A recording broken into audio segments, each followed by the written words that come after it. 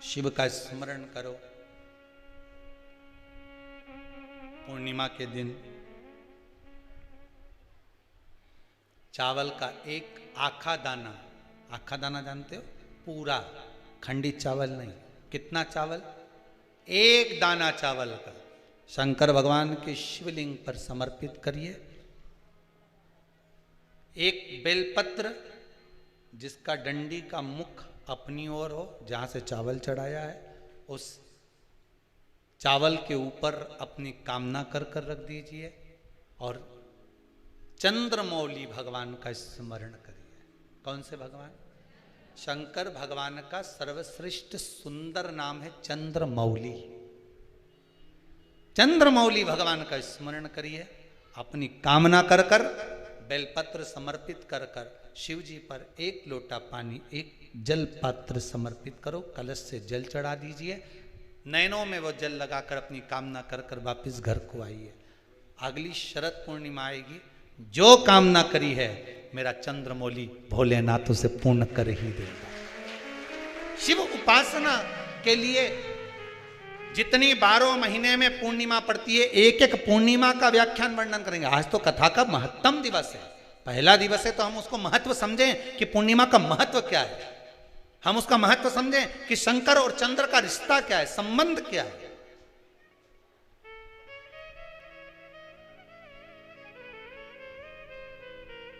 भगवान ने जितनी पूर्णिमा बनाई है, जितने नक्षत्र बनाए, जितनी घड़ी बनाई, जितना पल बनाया, जितना समय बनाया, ये शंकर भगवान ने जो बनाया ये गलत नहीं बनाया, श्रेष्ठता के लिए बनाया, जग के उद्धार के लिए, संसार के उद्धार के लिए बनाया। अब उसका प्रयोग आप करें ना करें या आपके ऊपर है।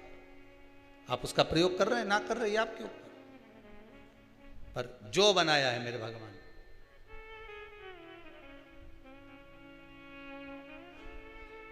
शिव देने वाला। चंद्रमा ने देवऋषि नारद के चरण को पकड़ लिया। नारद जी बोले क्या हो गया?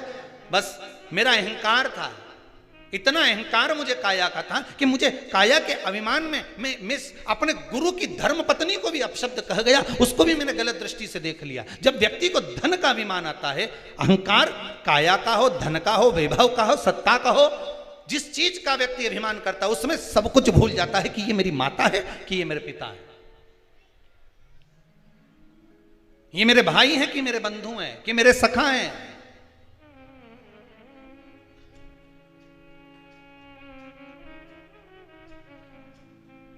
एक व्हाट्सएप पे एक मैसेज भेजा था किसी ने, उसमें लिखा था गुरुजी भगवान से प्रार्थना करवाना कि जैसे नवरात्रे में हमारे घर की बहुएं, हमारी घर की बेटियां इतना सुंदर सुंदर श्रृंगार कर कर सज कर इतनी जोरदार जोरदार गरबा करती हैं, इतनी एनर्जी इनको जो नवरात्रे में माता जी 9 दिन देती है, ऐसी ही एनर्जी दीपावली पर लिपाई पुताई और पुछाई के लिए दे दे।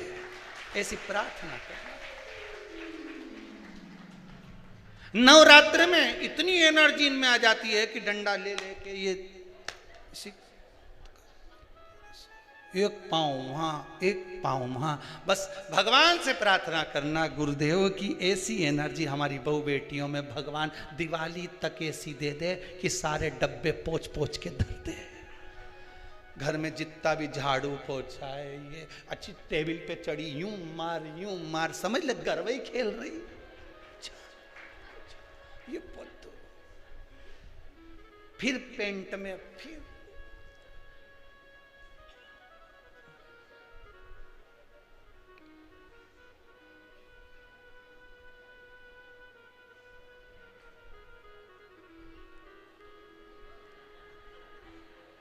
अब वो